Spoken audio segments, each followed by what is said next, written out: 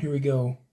Today I'm going to be tying for you guys one of the most effective chironomid patterns, and the main reason it's so effective is it can be tied in any color, size, and shape, or not shape, but any size and color combination possible. So my go-tos for this are this one, I believe, is a size 18. I will be tying it in a size 14 for you guys today. But I like to tie them size 16 to HE 1760 is usually, those are my favorite chironomid hooks, but I don't have those today. And so what I'm actually going to be using is just, I think it's a Mustad curved caddis hook in a size 14 with a white bead. I'm trying a new filming setup, so this is a little bit awkward for a second for me.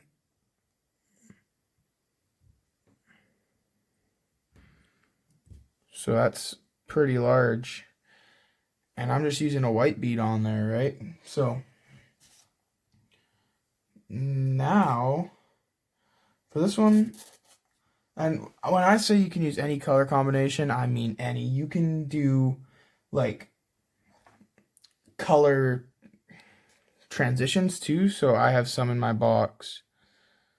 Those ones right there that have red butts. Then I just have some black, some olive, some with red, some with red ribs, some with silver. So this one I'm going to tie with olive thread today. And I'm going to use, I'm using olive done, but I'm going to do it with extra small silver wire ribbing. And I think maybe, yeah, I'm going to tie it with some olive done. So you're just going to go in there, start your thread wraps, and I'm going to go back up towards the head of the fly. Then I'm going to cut my excess.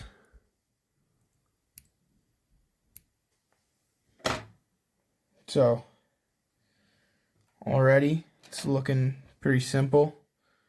I'm going to come in with my ultra wire. I'm going to try to almost insert it in the bead as I tie. And then I'm going to tie it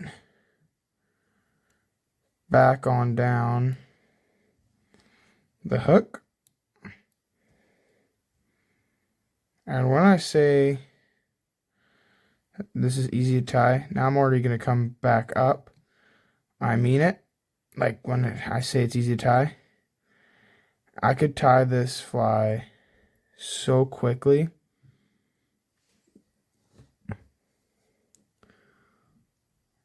Then you kind of just attempt to build a bit of a taper. So that's a good enough taper for me right there. Then you're going to, I always counter wrap, but you're going to wrap your wire up the body. Oh, sorry, my dogs are barking.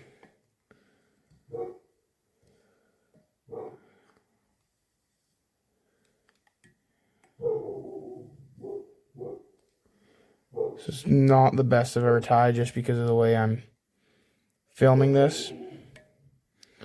Then you're going to wrap it off right behind the head. Then cut, pull, break, helicopter it free in however you can.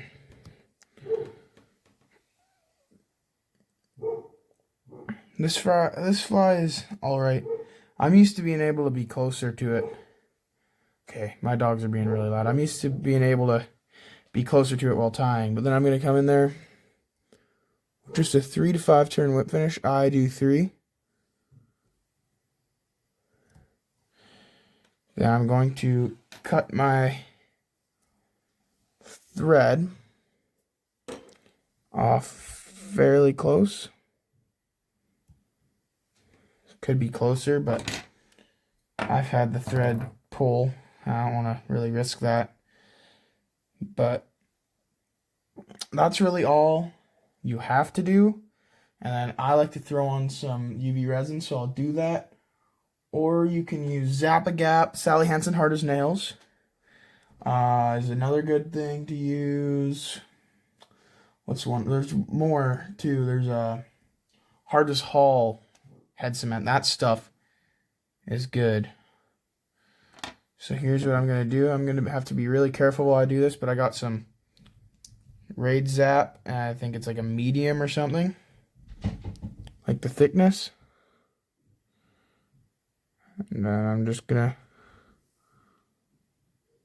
try my best to apply a minimal amount. I come in here with my bodkin.